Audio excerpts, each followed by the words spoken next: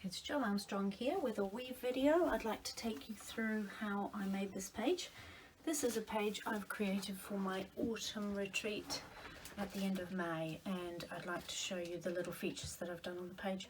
So the first thing I did for this was I decided that I wanted to follow the rainbow colour pattern, and I firstly started by cutting my hearts.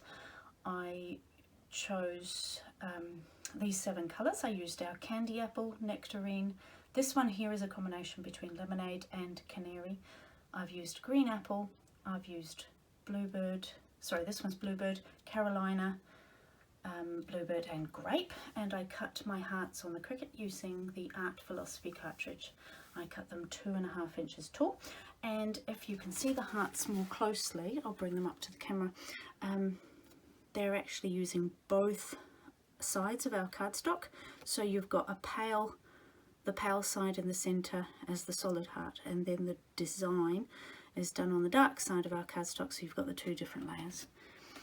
Alright, so I cut those on the Cricut. That got me started. Once I had the 2 pieces, I used our Tombow Aqua liquid glue to adhere the 2. I used the fine end. That's how I stick little fiddly things together like those. And then I started spreading out my hearts on the page. I used this paper here, which is actually from an older paper set of ours called Hawthorn, and it was just this lovely sort of corrugated cardstock effect. It's on the back of this, which I didn't fancy, so I was quite happy to use it up. So yeah, I used that paper to create my top and bottom. I actually stuck everything down on a white daisy, so the background is white daisy, and these are corrugated, they're little strips of paper. So I cut a 3-inch strip here and a 2-inch strip here, so obviously that for both sides, so 3 inches, 2 inches, 3 inches, 2 inches. So I had a wee bit left over. Anyway, that was step 2, and then after that I matted my photos, and because I wanted my photos to have a very thin border of black, normally I go a 1/4 inch bigger to match my photos, but this time I wanted a really tiny border, so I actually just made it 1/8 of an inch bigger. So instead of being 4 1/4 inches by 6 1/4 inches for this black mat, it was actually 4 1/8 this way and 6 1/8 this way. And my photos are 6 by 4, 4 by 4, 4 by 4, 6 by 4. So I obviously replicated that matting pattern for all 4 photographs. After that, it was time to plan my embellishments. So I wanted, you can probably see the way I've done it, I've got 1 embellishment for each colour going across my pattern of 7. So I have an embellishment in candy apple, I have an embellishment in nectarine, lemonade, this one is green apple, then I've got here, sorry, my Carolina, then my bluebird, and finally my grape. So I basically went through my stash of thin cuts looking for some cool little cuts I could do, and I started with this one. I knew I wanted to use the Decorative Borders set, this one, Decorative Borders Z4241, and I used quite a few of those. I've got the wee daisy pattern from there, I've got the little scalloped edge there, that's the red one. I've got the green apple leaves, and I've got the Carolina notebook edge from there. I kept looking and I found some other bits and pieces. This one is the lace border, Z4060, and I used that lace border for the edge in orange here, the nectarine. Plus in this really cool set, this is Crafting Shapes, Z4061, I found some, like this is like a little heart-shaped washi tape there. And I think I found the button here too. I think it's just 2 from there. Yep, so those ones, and I also used the thin cuts that spell love, Z3257, and that was my grape one. So I cut those out in the colours from the cardstocks. Just remember which way up you want your colours, because obviously you've got 2 different shades of each colour on that cardstock. I ended up using the light grape for love, and it's not necessarily the one I would have chosen, but it looks okay, so I've left it. yeah, so think about which way up to use the cardstock.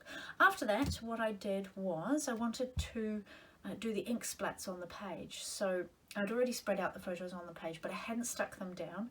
I sort of marked where they were going to go so that I knew where I wanted to put my ink splats. So I marked them with a pencil, and even if that line was going to show later, I could rub it out. I ended up not rubbing it out because it's under the photos there, so it doesn't matter.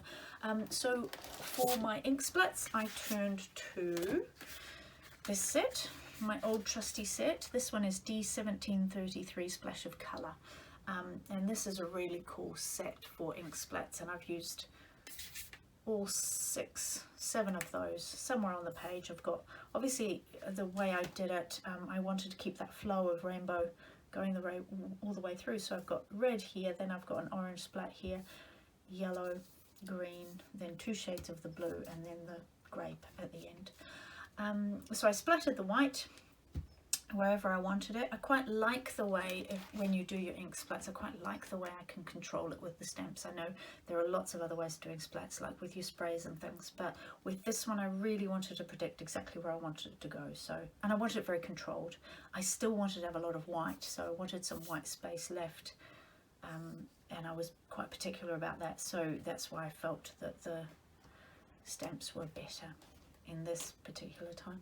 Right, once I'd done that, I stuck everything down except for the title. So the title was the thing I did last, and the way I did the title was quite particular, so I might actually do a special video and show you how I did that one.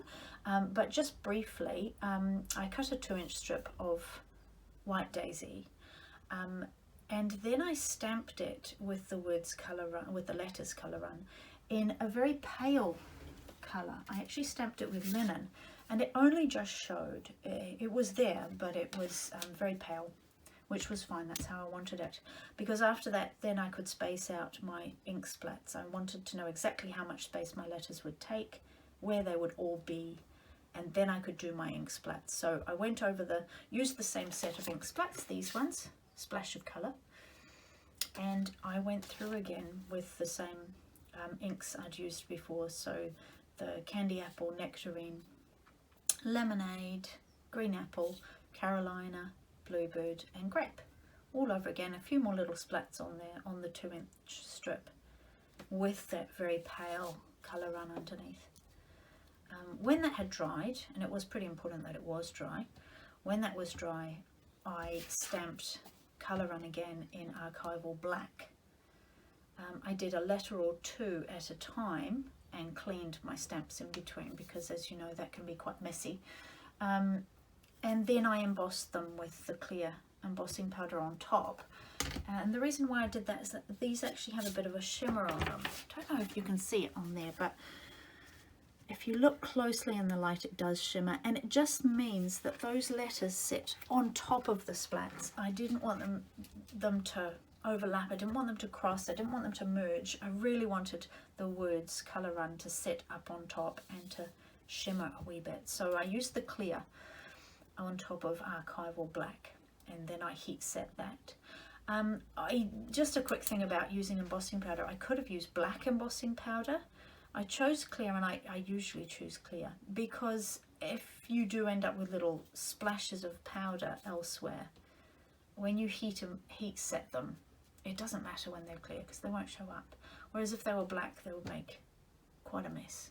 So the clear is a really good choice if you don't know really if you're going to be perfect with it. So once that was done and heat set, I cut the dovetails, and then I popped these up on some foam and stuck them on the page. And the last thing I did was my journaling.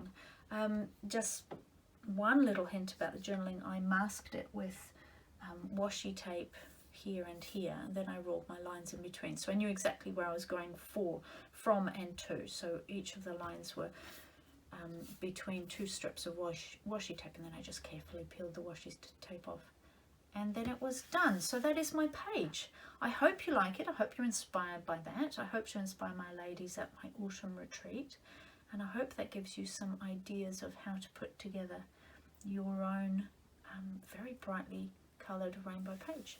Thank you very much for watching, and I hope to see you again sometime.